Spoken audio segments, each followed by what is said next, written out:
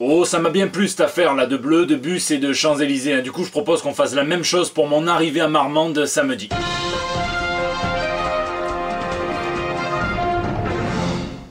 Au pire, il n'y a que ma barbe et moi, donc on peut même faire ça dans une Smart décapotable, c'est pas grave. Par contre, je veux absolument qu'il y ait Macron et ça superpose, en mode je vais réunir toutes les gemmes de l'infini, ça c'est pas négociable. Et si vraiment il peut pas, parce qu'il est occupé à faire autre chose, en tout cas je compte sur vous pour venir à la médiathèque de Marmande à partir de 10 h pour un quiz comics avec des lots qui sont donnés par la librairie Libellule qui m'invite et par Panini Comics.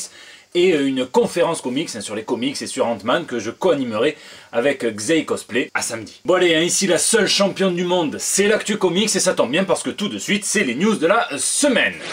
Aveuglant. On s'échauffe tranquillement avec un petit conseil sanitaire. Vous le savez, il y a 3 choses qu'il ne faut absolument pas regarder dans les yeux. La première, c'est le soleil, évidemment, parce que ça picote. La deuxième, c'est la petite bouche du sgeg pendant un bukake à vos risques et périls. Et la troisième, c'est cette cover de Mike Allred pour l'omnibus du Silver Surfer qui sortira fin novembre prochain. Pourquoi ? Parce que c'est trop beau, c'est absolument magnifique. Il y a du Jack Kirby, mais en même temps, c'est complètement différent.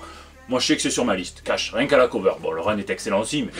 Miette de rumeurs mainstream. Vous le savez, entre le jeudi 19 et le lundi 23 juillet prochain se tiendra la San Diego Comic Con, l'un des plus gros événements de pop culture aux États-Unis, celle-là et celle de New York, et tout le monde, donc la télé, le ciné en passant par les goodies et évidemment les comics, gardent leurs exclus les plus croustillantes pour cette occasion. Et du coup l'actu est tellement riche que pour le coup la théorie du ruissellement marche et avant l'événement on a déjà des miettes de news qui tombent de la table des plus puissants éditeurs de comics. Chez DC par exemple, on sait que J. Willow Wilson, donc la co-créatrice de Miss Kamala Khan Marvel, arrivera sur la série Wonder Woman à partir de décembre. Frank Thierry et Morrissey s'apprêtent à lancer la mini-série Hold Lady Harley en octobre prochain et à développer l'univers de cette Harley Quinn qui a 30 ans de plus, qui est un tout petit peu plus sage mais beaucoup plus timbrée et qu'on avait découverte dans les pages de Harley Quinn numéro 42. Il semblerait également que DC Comics s'apprête à lancer une série sur les Freedom Fighters, donc ces super-héros rachetés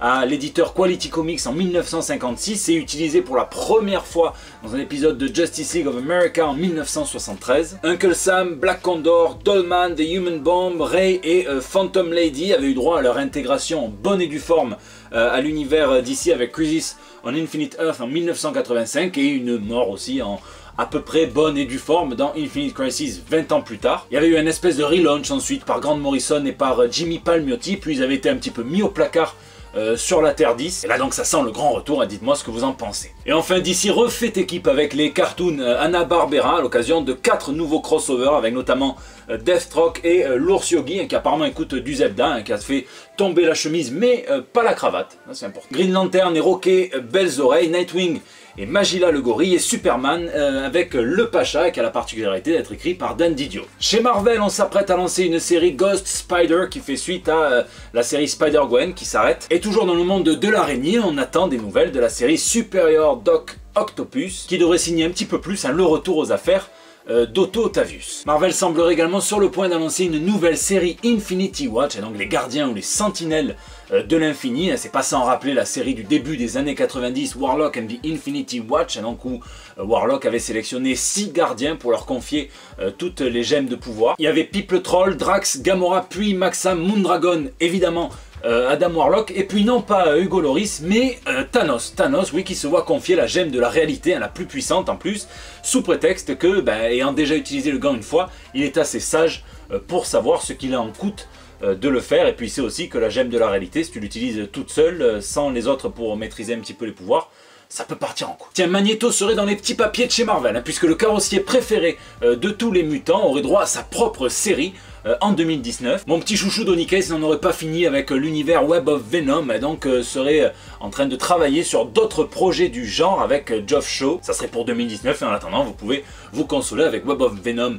Venom, donc où on voit le symbiote pendant la guerre du Vietnam. Et enfin, Marvel annonce le retour des What If, sa série SI qui revisite les événements de la continuité Marvel, même si on pourrait dire que depuis quelques années, ils se reposent beaucoup sur le SI dans leur continuité principale. Il n'y a qu'à voir le Cosmic Ghost Rider, il n'y a qu'à voir Spider-Gwen, tout ça c'est du SI au final. Il y a 6 chapitres, et parmi eux des intrigues du genre et si Spider-Man était devenu le Punisher après la mort de son oncle Ben, et si Thor avait été adopté par des géants de glace et non pas Loki par les Asgardiens. Et si Ghost Rider faisait une incursion dans notre monde réel et qui avait en plus ajouté à ça une histoire de groupe de métal nordique, ou encore si Flash Thompson avait été mordu par l'araignée radioactive à la place de Peter Parker, et ça j'ajouterais, et si ça avait déjà été fait dans un What If de 1978, et ce qui est assez rigolo, c'est que bien voilà, Flash Thompson étant le cliché du sportif un petit peu con, lui il n'a pas inventé, c'est un Spider-Man, mais qui n'a pas inventé les lanceurs de toile, et donc quand le vautour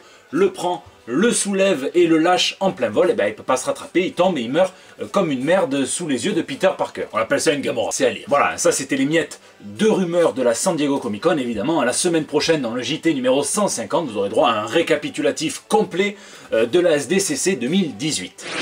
La mort. Un auteur de comics, c'est le job de rêve. Se réveiller en sachant qu'on va raconter les histoires de nos super-héros préférés de l'enfance, créer de nouveaux super-héros pour les générations futures, être invité à ouf avec boisson, repas compris, hôtel à des Comic-Con, et être menacé de mort pour ces histoires. La belle vie, quoi. Eric M. Esquivel est un auteur américain de comic book qui lancera en septembre prochain l'un des premiers titres du nouveau label Vertigo qui s'appelle Border Town et qui raconte l'histoire d'une faille temporelle qui s'ouvre au-dessus d'une petite ville de l'Arizona et qui relâche des monstres issus du folklore mexicain, évidemment. Que vont faire les habitants de ce village? Eh bien, ils vont blâmer ces putains d'immigrants. Ah oui, forcément. Et Esquivel dit avoir reçu des menaces de mort à l'approche de sa venue justement à la San Diego Comic Con. On lui a dit en tweet, on ne va pas envoyer la police des frontières à la Comic Con, mais plutôt des exterminateurs. Rassurez-vous, il ne semble pas trop paralysé par ces menaces virtuelles, puisqu'il dit que rien qu'on ne pourrait lui faire annulerait ce comics, et que s'il devait mourir demain, il mourrait avec le sourire. Un dé puissant ou un dessiné? Hop, œsophage, estomac, intestin grêle, gros intestin et puis anus. Voilà ce qu'on appelle communément le tube digestif ou alors le toboggan de plusieurs produits de la pop culture qui s'amusent à faire des tours en boucle pour certains. Et aujourd'hui on pourrait se demander si les comics indés ne se reposent pas un petit peu trop sur les films, les séries, enfin les franchises, avec quelques annonces qui vont dans ce sens. Titan va adapter l'univers de Blade Runner en comics, et je voudrais pas faire mon complotiste, mais comme par hasard, quand on parle de ça, il y a Sean Murphy qui poste un dessin de Blade Runner.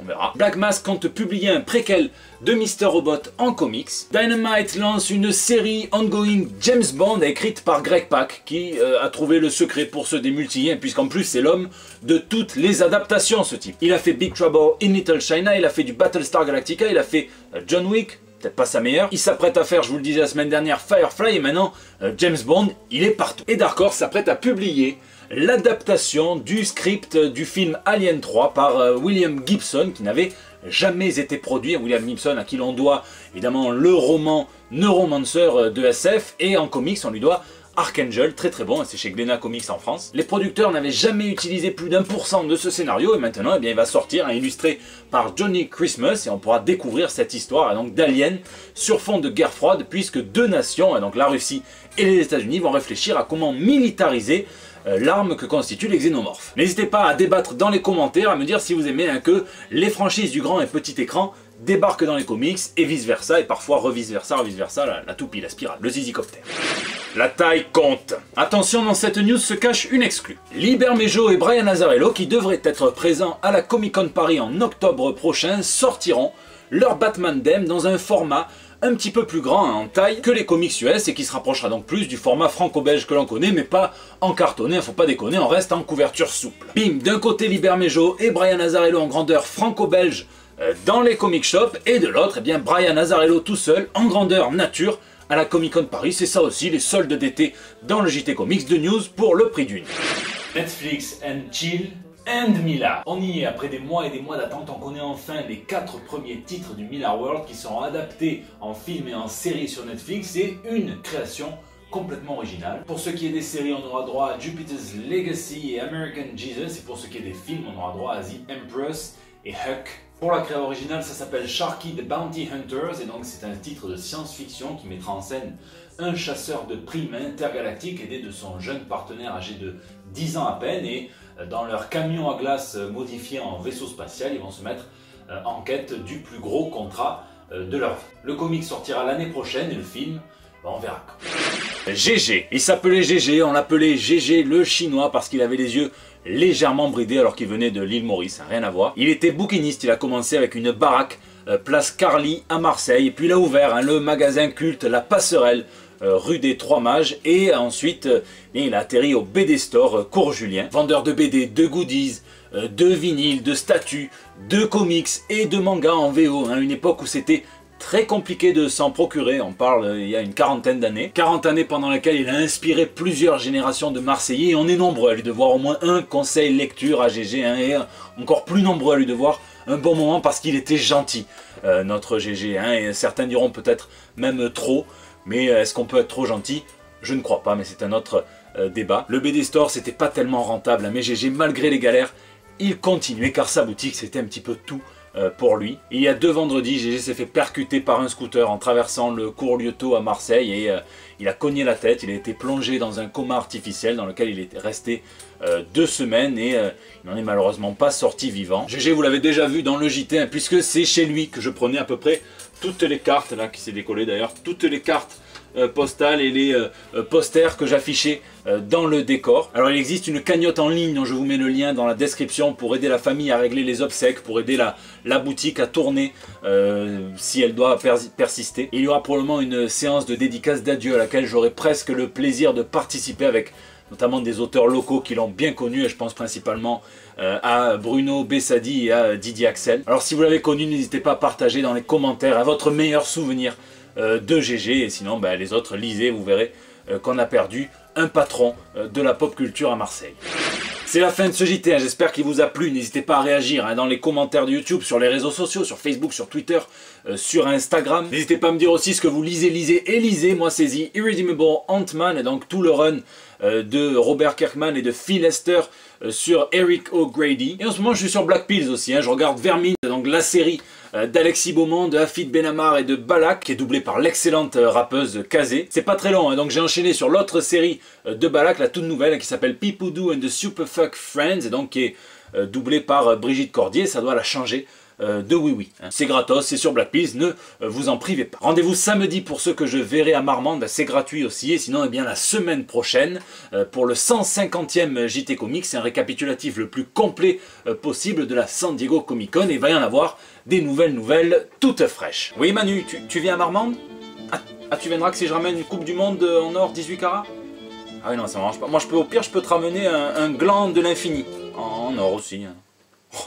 Oh, il a dit qu'il envoyait 20 tous les mercredis en conseil des ministres. Oh, il est taquin, la Russie ça l'a débridé ce mec. Oh, au revoir.